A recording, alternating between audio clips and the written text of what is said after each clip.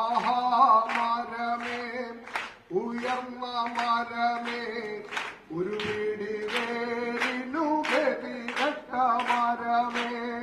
ഫാസിസം രാജ്യത്തിന്റെ സർട്ടിഫിക്കറ്റ് അന്വേഷിക്കുന്നതിനെതിരെ കഴിഞ്ഞ ദിവസം കാസർഗോഡ് നഗരത്തിൽ അലൻസിയർ ഒറ്റയാൾ പ്രതിരോധം തീർത്തിരുന്നു. ഒരു സിനിമയുടെ ചിത്രീകരണത്തിനായി കാസർഗോഡ് എത്തിയ അലൻസിയർ ആദ്യമായാണ് ജില്ലയിൽ ഒരു പൊതുപരിപാടിയിൽ പങ്കെടുക്കുന്നത്. രാജ്യസ്നേഹത്തെക്കുറിച്ചും ഫാസിസം കടന്നുവരുന്ന ഇടവഴികളെക്കുറിച്ചും അലൻസിയർ വിദ്യാർത്ഥികൾക്ക് മുന്നിൽ വാചാലനായി. ബഹുസ്വരതയുടെ നാട് ഏകസ്വരത്തിലേക്ക് നീങ്ങുന്നതിന്റെ ഭീതിയെക്കുറിച്ചും അദ്ദേഹം കുട്ടികളോട് സംവദിച്ചു.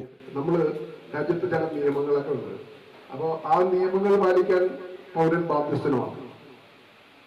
അതിന് എതിരഭിപ്രായങ്ങളുണ്ടാകണം. ആ എതിരഭിപ്രായങ്ങൾ പ്രകടിപ്പിക്കാനുള്ള അവകാശവും നമുക്കുണ്ട്. പബ്ലിസിറ്റിക്ക് വേണ്ടിയുള്ള അഭിനയങ്ങളായിരുന്നില്ല തന്റേത്.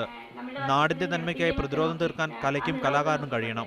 അടിച്ചേൽപ്പിക്കാനുള്ളതല്ല ദേശീയഗാനമെന്നും രാജ്യസ്നേഹിയാകാൻ ആരുടെയും സർട്ടിഫിക്കറ്റ് ആവശ്യമില്ലെന്നും അദ്ദേഹം പറഞ്ഞു. പാട്ടുപാടിയും സംവദിച്ചും കുട്ടികളോടൊത്ത് സെൽഫി എടുത്തും ഏറെ നേരം ചിലവഴിച്ചാണ് അലൻസിയർ വേദി വിട്ടത്. ഷെഫീഖ് നസറുല്ല, മീഡിയ 1, കാസർഗോഡ്.